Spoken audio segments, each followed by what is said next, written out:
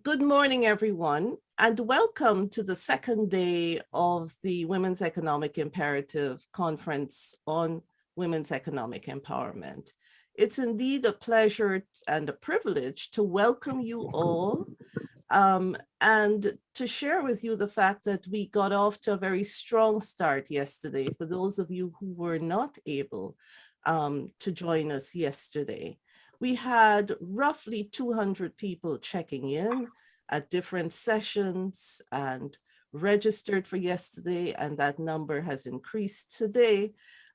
But from our perspective, it's less about the numbers and more about the richness of our interactions and our discussion on these issues that are so critical as the world continues to make adjustments to the pandemic recovery, response, and resilience, recognizing that women and girls have been disproportionately impacted, that the recovery cannot be achieved without clear recognition and opportunity for the contribution of the substantial contribution of women and girls. And using this as an opportunity to really push for the architecture of the response and recovery to include the representation, voice, and agency of women and girls from the very beginning, rather than as an afterthought, as we've seen so often in the economic space. To me, this is what this discussion is really about. And so I welcome you, but I also want to encourage each and every one of us to go beyond just talking about it, to recognizing that we each must do something, even if it's to convince the person next to us, literally and figuratively, to recognize this as an issue and to convince them to support the efforts in whichever way they can to make a difference. At a minimum, that's what each and every one of us can do. But we can do more through our institutional affiliations, through our professional engagements, and through our wider network of contacts. However, we can work together to influence and to affect change. This, to me, is why we're coming together in this small group to try to find ways to make this happen. And I want to encourage everyone to think about it from this perspective. It is my pleasure, again, to welcome you today too. I want to encourage you to continue to engage throughout the period of the conference and beyond. We have created this community space that's designed specifically to enable this continued networking and engagement. Please do share your thoughts, but also for those of us who are in academia or otherwise, publications or information that you may have, events that you may want to engage others in. This space on the Mighty Networks platform is designed to help us do that. I know it takes getting used to, but I hope that we can make it work. And on the WEI side, our job is to help you do that in a way that it's doable, but also useful to everyone engaged. So without further ado, I will now turn over to the chair of the first session for today, which looks at entrepreneurship policy from a gender lens. Professor Colette Henry, I will ask you to introduce yourself and introduce your panel, and I turn the event over to you. Thank you. Thank you, Margot, and thanks to you and the Way Forward team for inviting us to hold this panel session today.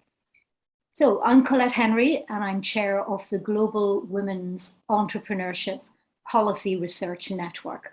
And I'm based at Dundalk Institute of Technology in Ireland with an adjunct role at Griffith University in Australia.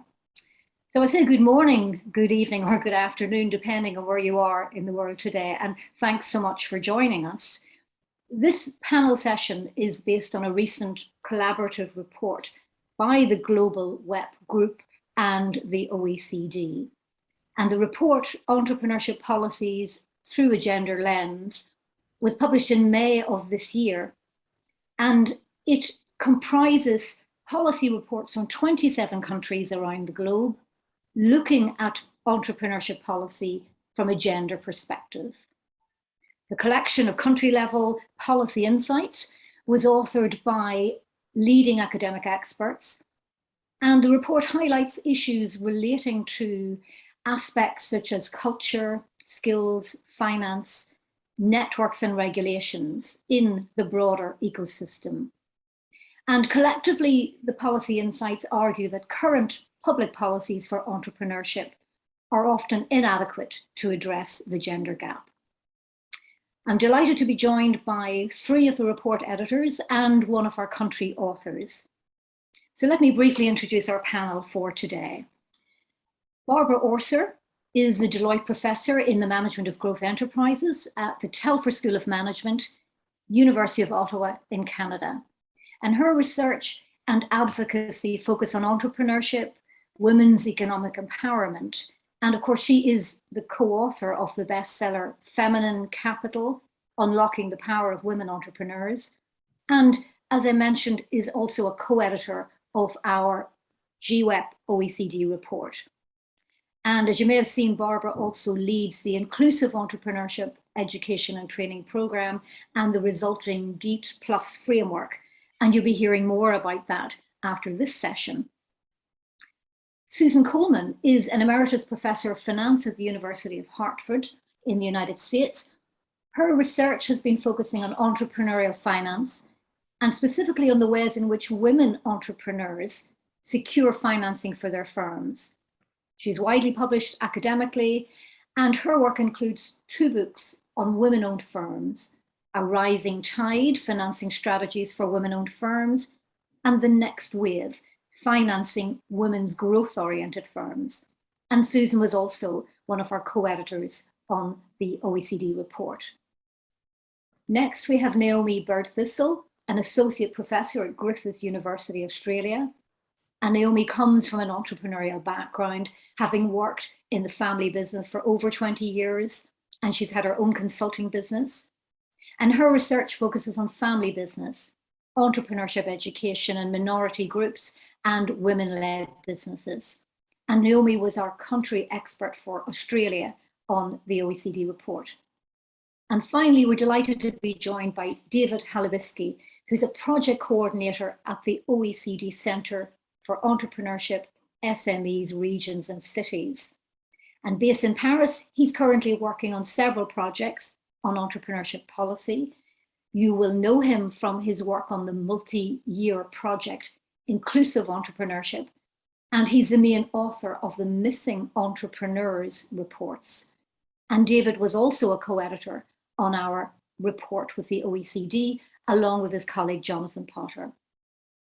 So it's my pleasure to be moderating this session. The plan is to try to engage the panel in discussion through a few rounds of questions.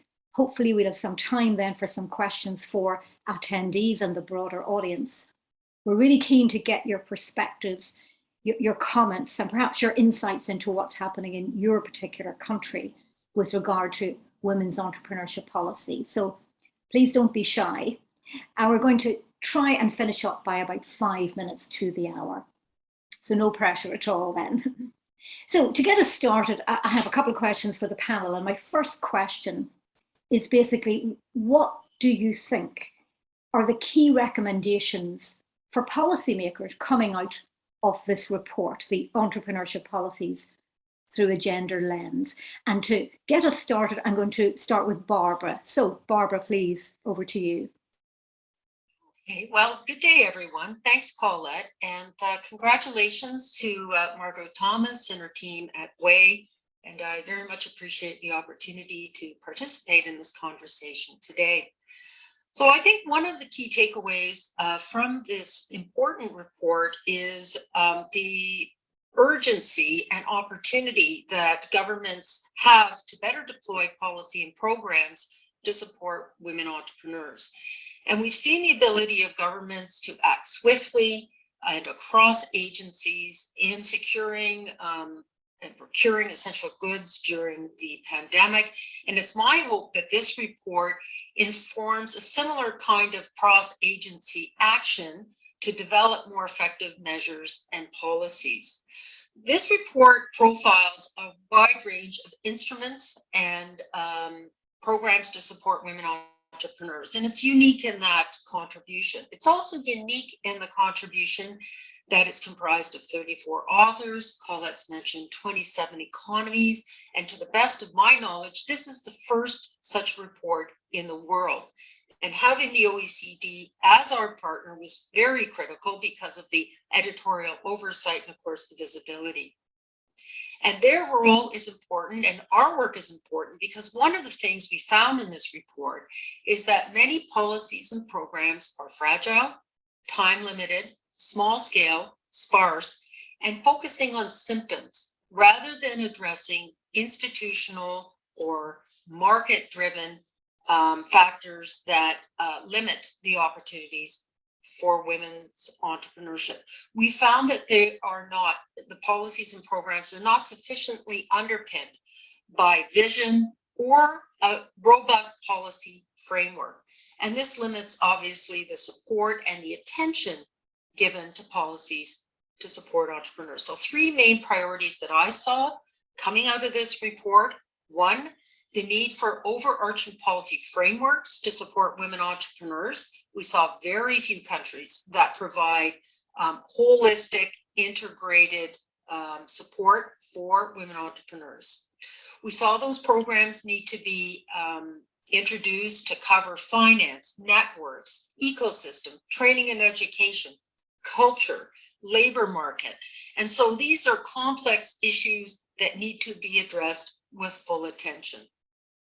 We learned that there is the need to construct these policies with gender expertise. And I think this is something we brought to the table as a community of scholars, that there's a lot of evidence in the literature that needs to be deployed and can be better deployed through policies and programs. And to not do this results in unintended consequences. For example, in Germany, we saw the promotion of the breadwinner concept comes at the cost of women entrepreneurs. Family and tax policies can discourage women's labor market participation. In Ireland, we saw policies without programs, programs without policies. In other countries, we saw favoring of groups, some that are least likely to need support. And we also found that women are less likely to benefit from government investments in accelerators and incubators and other ecosystem infrastructure. To advise policies, we found there's very limited research. So who is advising government? Often consultancies. So there's better need to support grassroots feminist advocacy groups that can inform the development of public policy. And David Halabinski, who's on our call today in 2018, released, I think, a really important report talking about institutional barriers. And the message there and the message in our report is it's time to fix policy and programming and move the focus away from trying to fix women. And to do that, to focus on the UN Sustainable Development Goals of women's economic empowerment and gender equality. So finally, one last note, we need to think about the metrics, the accountability, and how we gauge the impact of these policies. So lots of food for thought, lots to digest, and I've thrown the report link into the chat. It is readable. The full report is, you have to purchase from the OECD, but you can read the full report, Colette, so that's available in the chat. Back to you. Great, thanks, Barbara. Some really key points there. I like the point about metrics, that keeps coming up again. And as we've seen consistently, you know, this idea of programs without policies, policies without programs. So I'm going to move to Susan now. And Susan, what can you tell us from your perspective? And I think you're just on mute, Susan.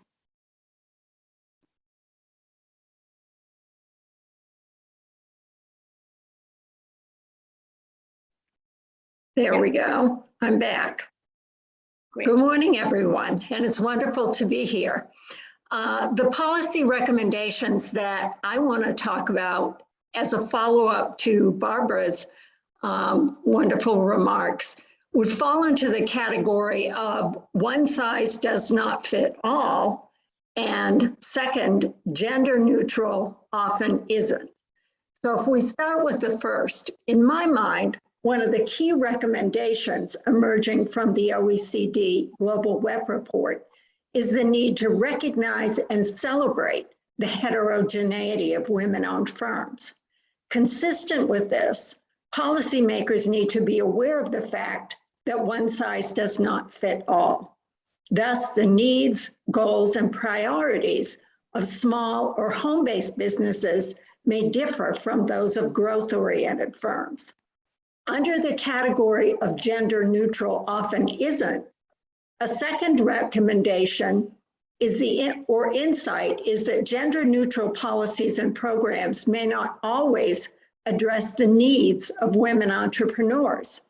As our country reports show, some gender neutral programs work, whereas others didn't, suggesting the need for more targeted alternatives for women.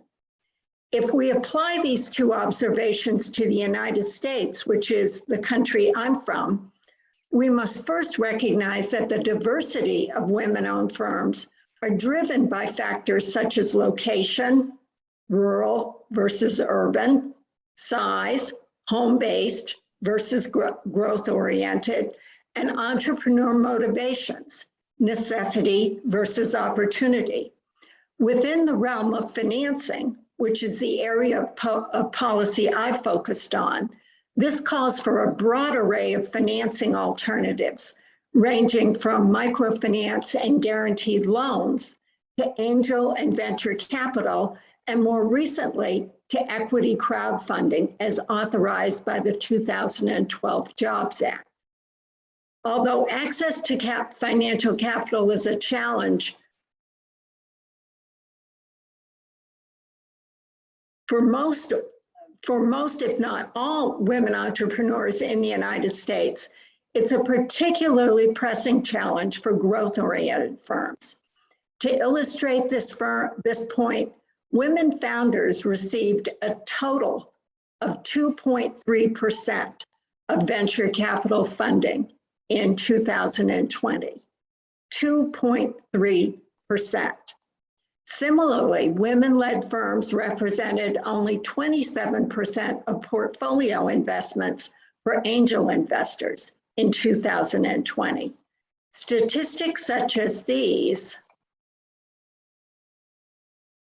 prompted policy recommendations for the United States that include increasing the number of women-focused angel funds and women angel investors, advancing more women into decision-making roles in venture capital firms, and developing the potential of crowdfunding. These are measures that will change the ecosystem rather than trying to change the women. Over to you, Colette. Thanks, Susan. And you focused there a little bit on finance, and that was really one of the key themes in the report, wasn't it? If you recall, most of our country contributors decided to focus on that dimension. So the notion that one size doesn't fit all is very evident in that particular context. I just move straight to Naomi now. Naomi is our country expert from Australia. So what can you tell us, Naomi, from your perspective? Thank you very much, Colette, and to WEI Forward as well for this evening. So on behalf of my co-authors, Professor Patrice Braun and Dr. Antoinette Flynn, I just want to actually give a brief snapshot of some of the key findings before actually identifying the key recommendations for policymakers in Australia. So within our contribution to this amazing report, we actually highlight that while Australia does have a comprehensive small and medium-sized enterprise agenda, aimed at improving the business operating environment, it still maintains an ad hoc approach to supporting women entrepreneurs. For example, to date, there is actually only one financial support initiative in Australia that is women-focused entrepreneurship investment fund, just one. The Australian government still does not actually support, for example, gender responsive policies such as public procurement for women entrepreneurs. Nor does Australia actually collect sex disaggregate small business census, policy, or even program data either. So in a nutshell, with women entrepreneurs actually being underrepresented in the Australian startup ecosystem, there actually is a clear need to develop more holistic programs and measures to support women's talent. So just based on that snapshot, the recommendations based on international benchmarks and actually Australia's talent pipeline performance for women entrepreneurs, we actually offered 3 policy recommendations. The first is to unlock the potential of Australian women by actually designing gender inclusive supports that build the entrepreneurial capacity and then strengthens the whole talent pipeline of women entrepreneurs. Secondly, yes, we acknowledge that Australian women entrepreneurs are a heterogeneous group based across diverse geographic locations and the startup ecosystems as well. It's requiring targeted development approaches and supports. And lastly, our third policy recommendation was to increase and widen gender responsive startup programs that actually boost and measure women's entrepreneurs' participation rates, including access to resources, financial supports, public procurement, and also the collection of sex disaggregated data. So thank you, Colette, for letting me report on the Australian findings. Thanks, Naomi. And I think some of the comments made so far maybe go back to something Barbara mentioned at the beginning, this question about, you know, who is it that's informing policymakers? Where are they taking that information from? And it also goes back to, you know, good data being available. So if I can move now just to David at the OECD, I mean, I'm particularly interested in your take on this, David, because you probably have a much more holistic view, perhaps, than just focusing on particular countries, and given your experience in policymaking. What are the key recommendations that stand out for you? Thank you, Colette. It's a real pleasure to be on this panel with everyone today. We at the OECD are extremely pleased with this report. I think it's a very strong output, a real landmark achievement. And I think the timing turned out to be really well. The COVID context, of course, was very difficult, but one of the silver linings is that it helped to shine the spotlight on a lot of issues around inclusion and diversity. And because of that, I think there is an opportunity right now to really advance policymaking in this area. I think policymakers are much more aware of some of the challenges, particularly in entrepreneurship policy, because we saw that some of the entrepreneurs from groups such as women, but also immigrants and so on, were among those who were the most heavily impacted.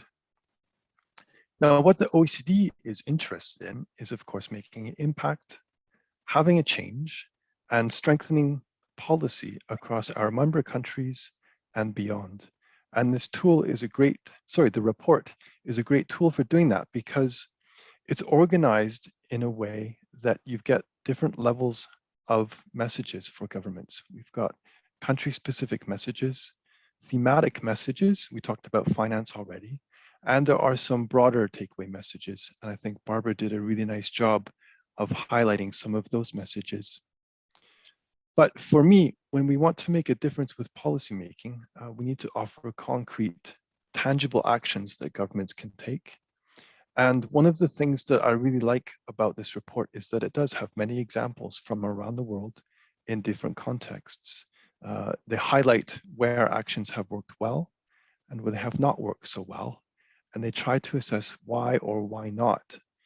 And I think for me, one of the most important messages is that governments need to go further to tailor the policy to the needs of women entrepreneurs, to meet the needs of women with different ambitions, who operate different types of businesses in different economic and geographic contexts. And to me, this is probably one of the most critical messages that I get out of this report. Okay, thanks, David. And I think you made two really good points that stand out for me. The first one, of course, is your comment that this is a landmark achievement in terms of the report. I'm going to use that. I think that's lovely. I think the report was timely, and we were all delighted to have been part of it. And of course, what we want is for it to be of some benefit. But your point, I think, resonates with what the other speakers have said, is that governments need to go further, and supports need to be able to address the needs of women entrepreneurs. Now, I think as academics, we tend to spend a lot of time critiquing things because that's our job. And part of what we do is trying to find out what is wrong and how we can fix it. And sometimes when we do that, then we forget about some of the good things that are actually working out there. And as you mentioned, David, there are some good practices that are highlighted in the report.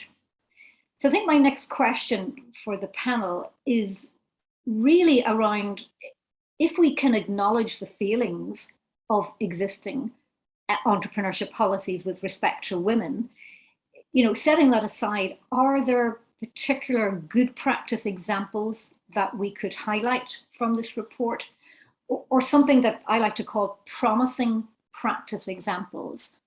And I use that term, I'm being persuaded by my colleagues to use that more than good practice these days, because promising practice is something where we know there is some evidence of achievement of the objectives. And we sort of know, we have a sense that the policy or the program is working, but by the same token, we recognize that its long-term impact needs to be more thoroughly investigated and more research is needed. But there is that sense there that something's working. So can I put that to the panel and maybe go back to Barbara? Is there a particular example you'd like to highlight that you think is promising practice? Well, thank you, Colette. I'm going to go off script, and I'm going to say one promising practice is the vision of Colette Henry, because really all of this started with Colette's vision of trying to aggregate academic talent to inform public policy. So I think that's really one takeaway of good practice, that academics have the power of convening, we have the research skills, and I think Colette, congratulations to you, because really this is the product of your initial vision. And in creating this sort of community of researchers, we've seen, some good policy practices.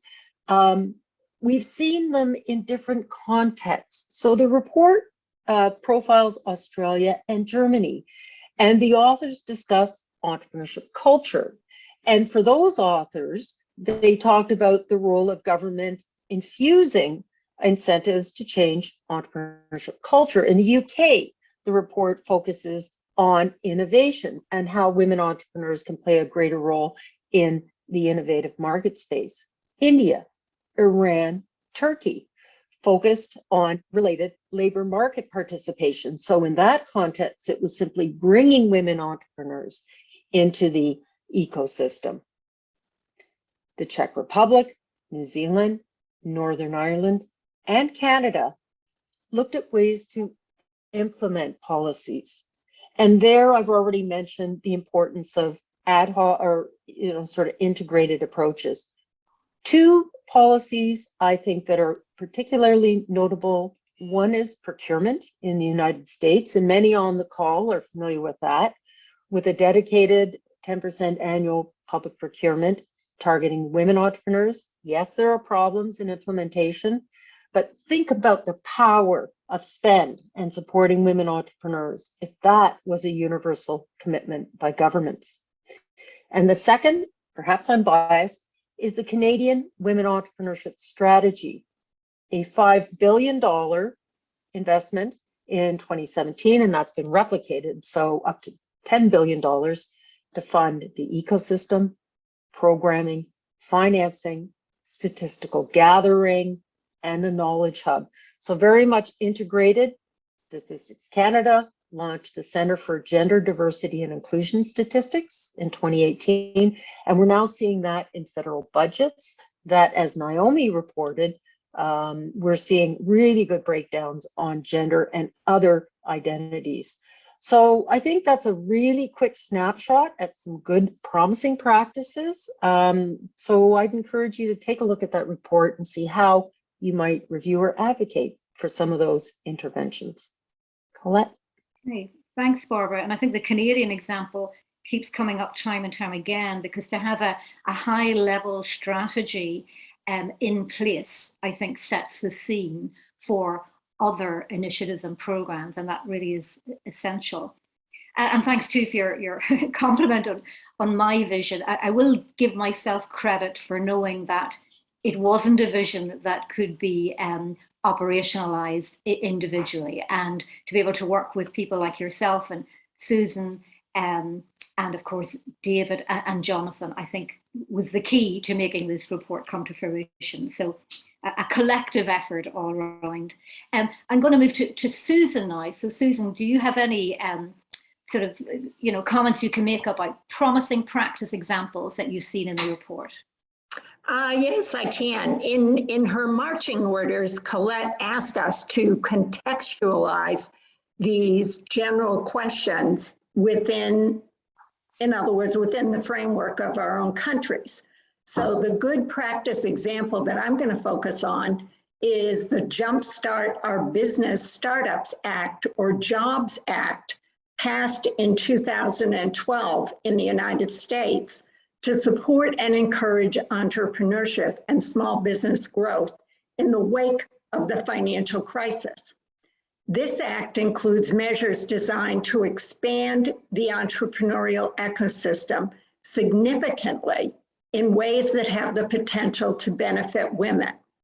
Specifically, Title II and Title III of the Act both remove regulatory barriers that restrict the flow of private equity capital to entrepreneurial firms. Title II allows firms to solicit equity investors directly through social media, websites, advertisements, and the like, rather than going through a financial intermediary. Title III opened up equity crowdfunding to non-accredited as well as accredited investors. Non-accredited investors are investors who have lower levels of wealth, thereby creating an entirely new class, new cohort of equity investors. These measures have the potential to be particularly beneficial for growth-oriented women entrepreneurs, because they empower women to access potential investors via a portal or broker-dealer, as opposed to going through angel investor or venture capital groups, both of which tend to be heavily male-dominated. In 2012, equity crowdfunding raised $200 million in the United States. This represents a 110% increase over 2019. Thus providing a new and rapidly growing source of financing for growth-oriented entrepreneurs. Given that equity crowdfunding did not actually go live until May of 2016, research on its impact on women entrepreneurs, like equity crowdfunding itself, is still in its nascent stages, hence the promise. So this is a promising practice rather than what we might characterize as a best practice. It has the potential to be a best practice, but we're still in the very early stages of crowdfunding itself and research on how crowdfunding is working for women entrepreneurs. Back to you, Colette. Thank you. Thanks, Susan. And that's a perfect example of promising practice. You know, still more work to do to find out how effective it is in the long term, but certainly elements of promise there. And I think it underlines something you said earlier, Susan, about the importance of access to finance for women entrepreneurs, and particularly at the growth stages. So we're going to skip on over to Australia now, and Naomi, over to you. Thanks, Colette. And actually, funny enough, my promising example is from a financial base. And I didn't talk to Susan before this, and you know, I am somewhat echoing her, but I'm on the other part of the world, you know, down here in Australia. So I'm actually going to give two examples of promising practice examples where we can actually see the power of women coming together with a mission to make change, and actually not wait for others to actually make the change. So in a sense, as Susan mentioned, you know, less than 3% of the global venture capital ever reaches startups that are funded by women. So venture capital is inherently biased towards male founders, and this is very well documented. So here in Australia, we actually have recently seen the emergence of at least 2 women-specific venture capital investment organizations being established. For example, Artisan, which is Australian-based VC investor, in partnership with actually another investing organization called Scale Investors, which had its roots in Melbourne. And they are a network of female-focused angel investors. So they actually have locked in an initial $45 million, and that's Australian dollars, from 2 superannuation funds here in Australia. And they're scouring the market for other super funds and family offices to bring the total fund to 100 million Australian dollars. Now, this venture capital firm will only back startup businesses run by women, and is entirely focused on backing female-founded tech companies that does business in Australia and the US. So it is very much the first early stage venture capital firm focused solely on women founders. We have a second company as well, which is called Alivia Ventures, again focusing on tech companies in Australia.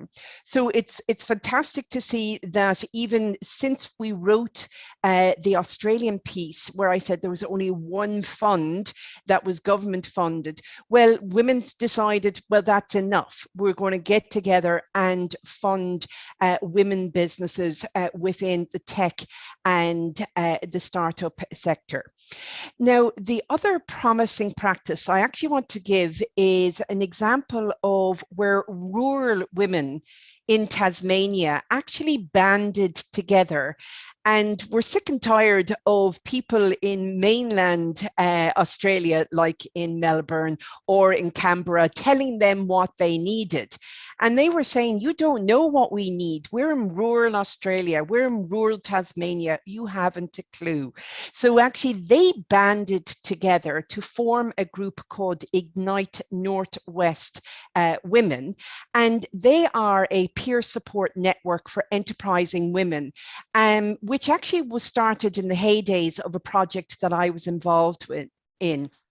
Now, this organization has actually formally established itself as a business. They are talking to government now, representing the voice of rural women in Tasmania. They're actually now being spotted by other women groups in other rural parts of Australia going, wow, we need to watch and learn how Ignite Northwest Women have done this, so that we can now replicate what they're doing and make a difference in our rural environment. So this organization has actually addressed the needs and gaps that they have identified in their experiences of actually the regional entrepreneurial ecosystem. So I thought they were the two best examples that I could give that are current, that are actually happening right now. What are their long-term implications? When maybe next year's conference I can follow up on that if needs be. Great, thanks, Naomi. Great examples. And again, it's emphasizing the importance of policies in relation to finance, how that sort of policy dimension really does make a difference. But it is great to see something more niche on rural women entrepreneurs. So we're going to skip over to Paris now again. And David, can you talk to us about any promising practice examples you've seen coming through the report? Sure.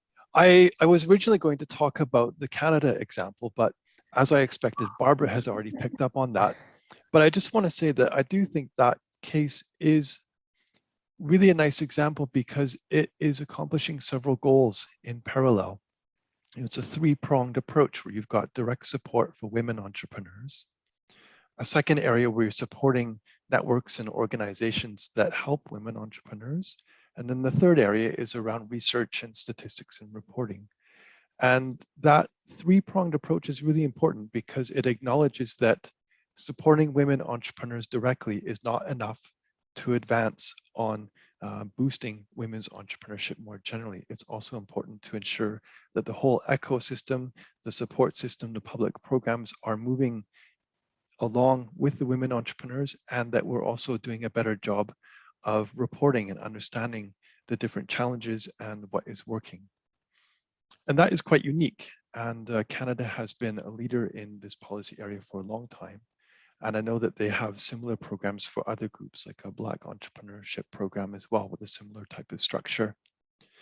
But one of the elements that I really like in that, and it does come up in several of the other notes as well, is the element of partnerships between government and other actors.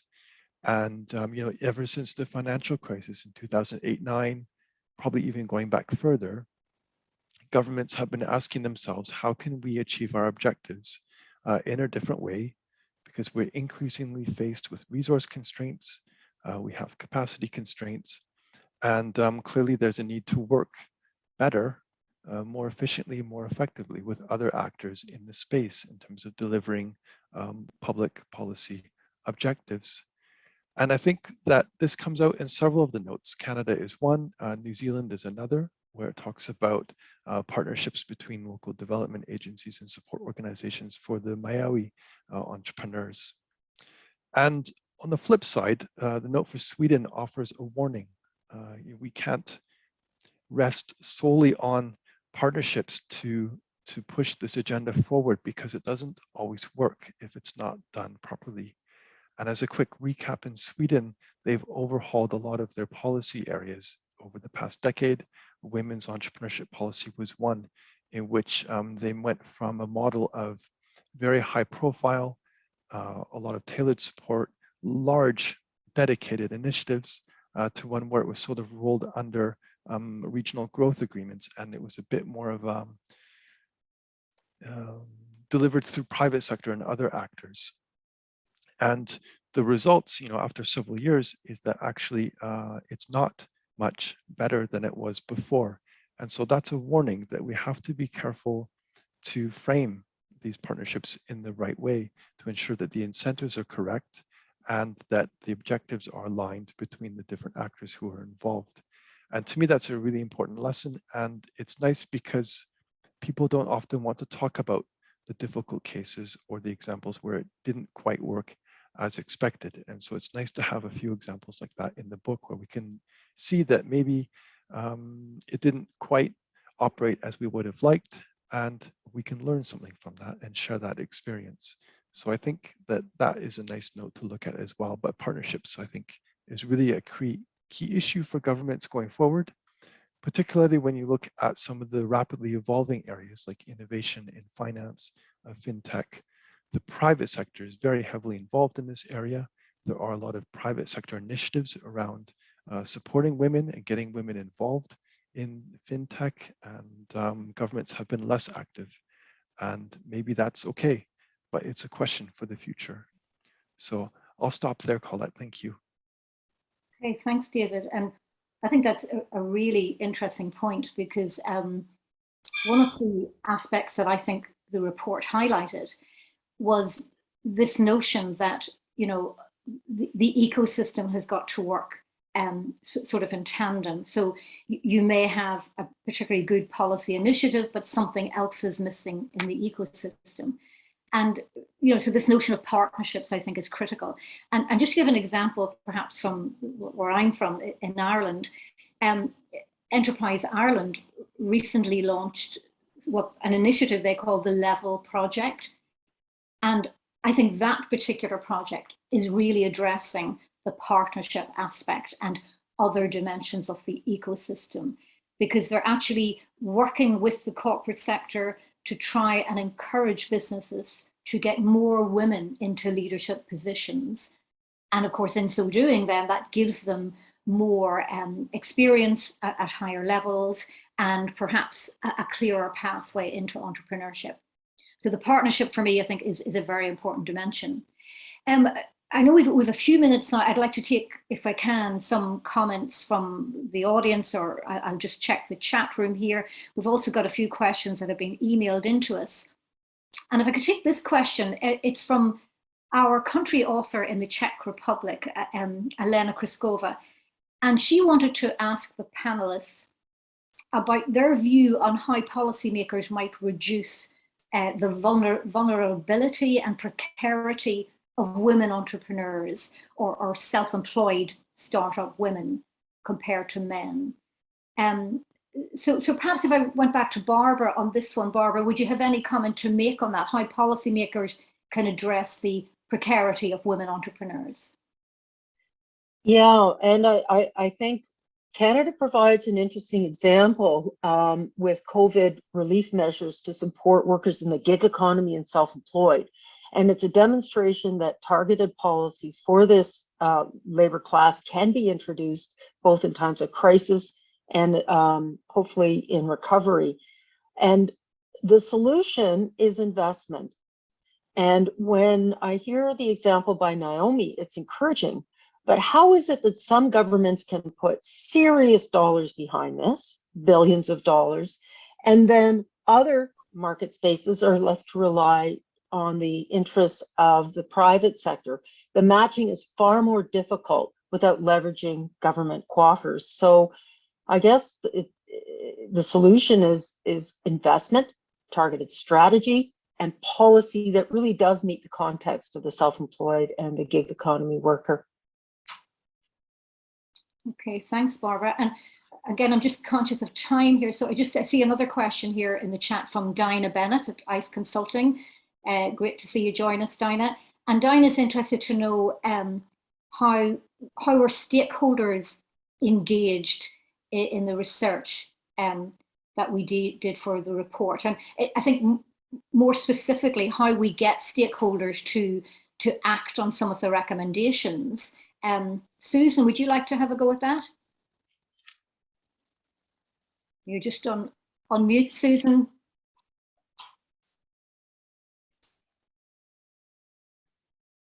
We talked before the program started about how we're still all adjusting to the realities of electronic life. And as you see, once I get myself quiet, I'm reluctant to reactivate myself. But I think that's a great question, Dinah. The last thing you want to do is write a great report on women's entrepreneurship policy and not have anybody use it. So one of the big issues for us has been, how do we get the word out? How do we get the information out? And how do we engage people who are decision makers and action takers? What we've been doing since the report came out, we as a group have been doing a series of different types of conferences and events that attract different constituencies. So we can get out the information on the report and talk about the report, what's in it and why it's so important and why it's so applicable at this particular time. And as we know, when we teach our students, You can't tell them just once. These are messages that we need to keep reiterating to make sure that the message gets across and that it flows through into action and implementation. So often we see a gap between what's happening in academia and what's happening in the real world. Somehow the research that we do doesn't translate into practice. And in an instance like this, when the research is so important, when the findings and implications are so important, it's really critically important that we bridge that gap and make sure that these policy insights and policy recommendations flow through to the different stakeholders and constituents. Okay, thanks, Susan. I think that's really important. As you said, that we keep getting the word out and keep reiterating. I see a couple of questions here in the chat that some of the panel have already addressed, but there's one in particular here on, were there any cases where inclusive policies existed, but the implementation of these policies was an issue? And Barbara, you addressed that. Do you just want to summarize there your comment on that? Well, the comment or the question comes from Tamari, so greetings. To me, it's not even a specific country. It is a consistent pattern that we saw right across the economies, where you would have programs without policies, or you had policies without investment in programs. And I can think of very few countries actually that put the two pieces together.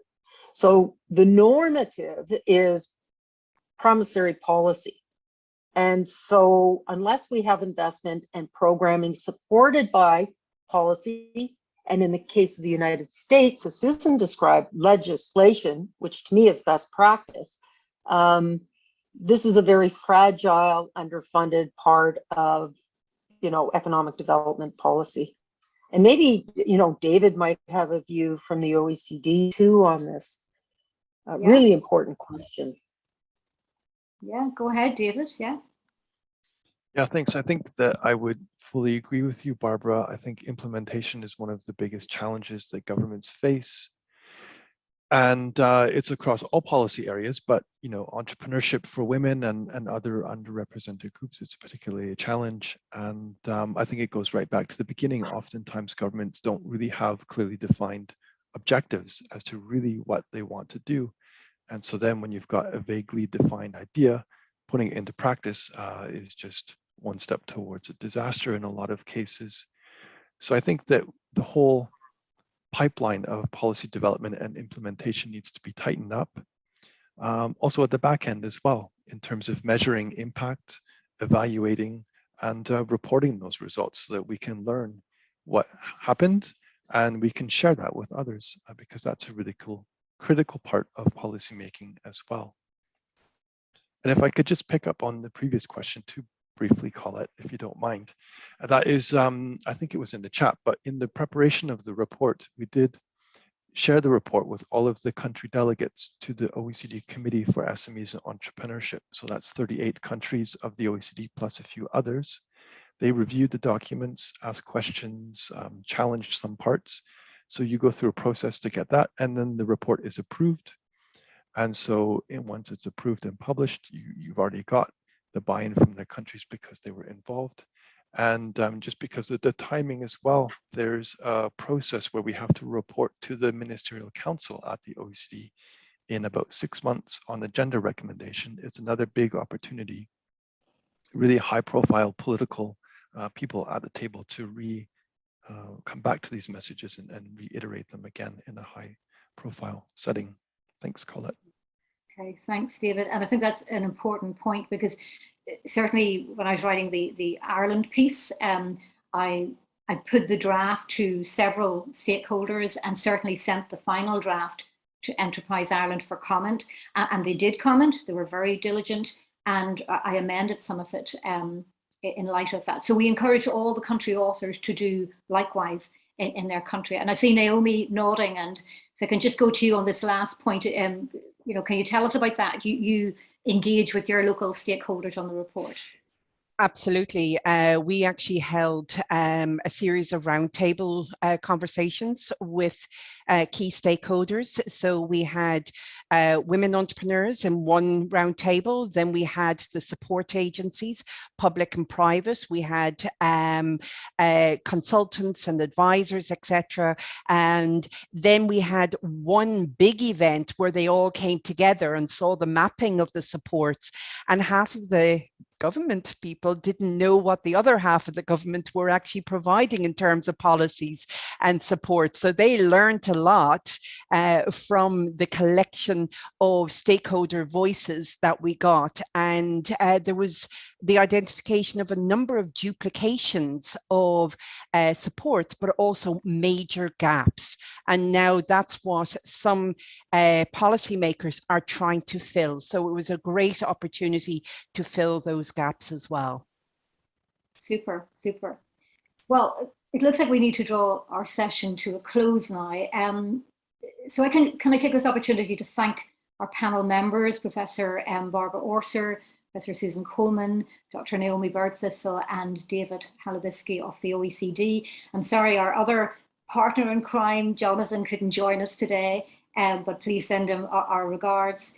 Finally, thanks to the Way Forward team for inviting us along to the panel, for all their organisation in the background, and to Margot, of course, who is such an inspiration to us all. It's been fantastic doing this panel, and I want to thank everyone who posted a question or emailed us one in. I hope we got to most of them. I think as a final takeaway, certainly what I'm getting from this discussion is the name of the game is dissemination.